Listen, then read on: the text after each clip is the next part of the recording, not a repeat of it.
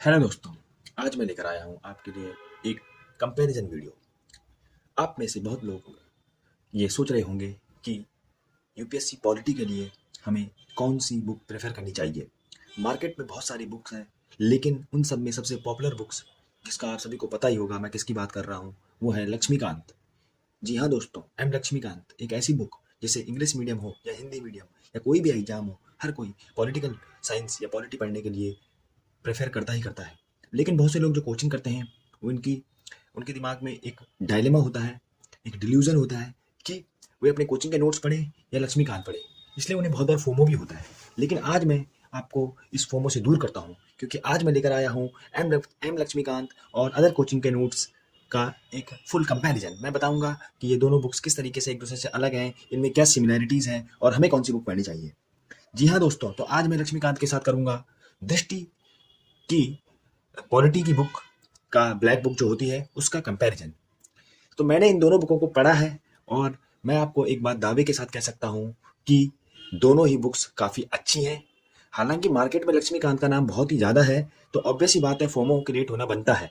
लेकिन मैं ये कहूँगा कि आप जिस नोट्स को पढ़ रहे हो आप उस पर ही स्टिक कीजिए, क्योंकि जिस नोट्स को आप पढ़ रहे होंगे कहीं ना कहीं वो भी लक्ष्मीकांत से ही लिए गए उसके सोर्स होंगे, या जिस टीचर ने आपको पढ़ाया होगा उन्होंने भी लक्ष्मीकांत ही पढ़ी होगी।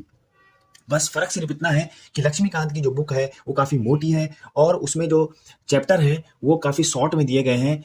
मतलब अगर मैं कहूँ आप पार्लियामेंट पढ़ते हो तो उसमें पार्लियामेंट अलग का एक चैप्टर अलग है, पार्लियामेंट के अंदर जो बिल्स हैं उनका चैप्टर अलग है, जो प्रेसिडेंट है उसका अलग है, जो जो हमारे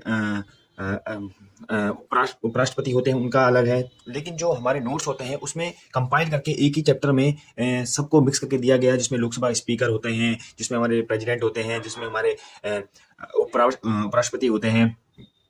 तो ये सब कहीं ना कहीं क्या एक ही चैप्टर में होता है, तो हो सकता है आपको उसमें लंबा पढ़ने में लगे। लेकिन दोनों में कंपैरिजन इतना ही है कि वो एक मोटी बुक है, उसमें हर चैप्टर अलग अलग दिया हुआ है, जिससे चैप्टरों की संख्या बहुत ही बढ़ जाती है। लेकिन अगर आपको कोई चैप्टर एक दिन में कंप्लीट करना है तो उसमें काफ़ी ईजी पड़ेगा। लेकिन अगर आपको बुक की साइज़ बहुत ही कम, मतलब आपको मेंटल रूप में ये दिक्कत होती है कि बुक की साइज़ बहुत ही मोटी है, इससे भी कहीं ना कहीं साइकोलॉजिकल इफेक्ट पड़ता है पढ़ाई में। और उसमें सब्जेक्ट जो है, मतलब चैप्टर में बहुत सारे टॉपिक्स जो है वो कंपाइल करके दिए गए हैं। लेकिन ऐसा कुछ नहीं है कि आपको वो पढ़ोगे तो वो छूट जाएगा, वो पढ़ोगे तो वो छूट जाएगा, ऐसा कुछ नहीं है दोस्तों। आपके पास जौन सा सोर्स है उससे पढ़िए, बस मन लगा कर पढ़िए। तो इस तरीके से मैंने आज कंपैरिजन किया लक्ष्मीकांत और दृष्टि या अदर किसी भी कोचिंग के नोट्स का। आप दोनों में से कुछ भी पढ़ सकते हैं। हाँ, अगर आपको फोमो क्रिएट हो रहा है तो एक बार ये पढ़ लीजिए, उसके बाद अगर आपके पास टाइम है तो आप लक्ष्मीकांत भी पढ़ सकते हैं, और अगर आपको लक्ष्मीकांत है तो दूसरा कोई सब्जेक्ट पढ़ने की जरूरत, दूसरा कोई बुक पढ़ने की जरूरत नहीं है।